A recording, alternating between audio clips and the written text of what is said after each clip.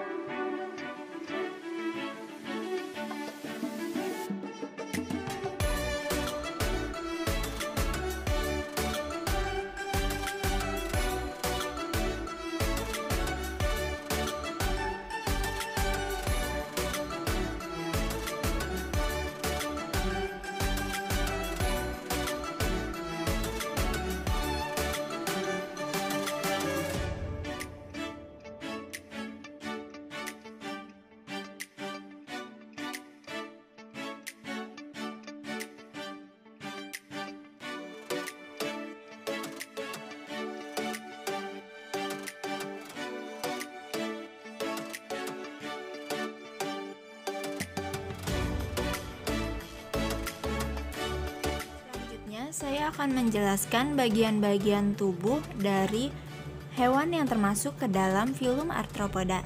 Yang pertama ada kepiting rajungan. Bisa dilihat di bagian sini itu dinamakan abdominal segment, lalu di bagian sini dinamakan posterior margin. Lalu di sini ada periopod, itu ada 1, 2, 3, 4, dan 5. Dan itu di bagian sini dinamakan cella. Di sini ada celip ini yang bagian tajam ini ya. Lalu di sini ada mata atau eye. Di bagian sini namakan fixed finger.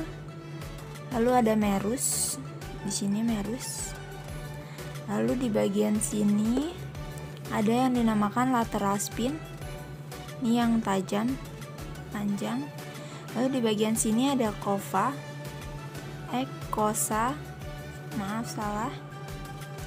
Lalu di sini ada merus. Di ujung ada daktil. Nah, kepiting rajungan ini termasuk ke dalam filum Arthropoda kelas Crustacea. Spesiesnya dinamakan Portunus pelagicus.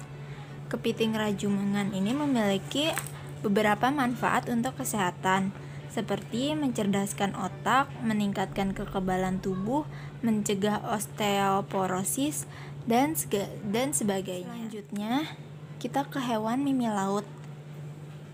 Bagian-bagian tubuh dari mimi laut diantaranya di sini ada median ridge, lalu di sini ada median A. Di bagian sini ada lateral ridge, lalu di sini ada mata. Ini disebutnya lateral compound A. Di sini ada carapace, di sini ya, di bagian tengah sini. Lalu di sini ada spies. Ini nih, yang bagian tajam-tajam seperti duri. Lalu di sini, di bagian sini itu disebut sebagai opisosoma. Nah, mimi laut ini termasuk ke dalam filum Arthropoda kelas Merostoma. Mimi laut ini dinamakan spesies Carcinoscorpio rotundicauda. Dia termasuk spesies langka sehingga sudah dilindungi oleh undang-undang. Jadi kita tidak bisa menangkapnya sembarangan ya guys. Selanjutnya kita ke kepiting bakau. Jadi bagian tengah sini dinamakan abdomen. Lalu di bagian sini itu dinamakan swimming leg. Lalu bagian tengah sini badan dinamakan carapace. Lalu di bagian sini lengan ya disebutnya propodes. Lalu yang di ujung sini dinamakan daktil. Lalu di sini pachycium. Lalu di bagian tengah sini ada carpus. Di sini ada A atau mata. Di sini ada claw of celip. Lalu di sini ada thoracic. Nah, kepiting bakau ini termasuk ke dalam filum Arthropoda kelas Crustacea. Spesiesnya bernama Stylocerata. Kepiting bakau juga memiliki beberapa manfaat.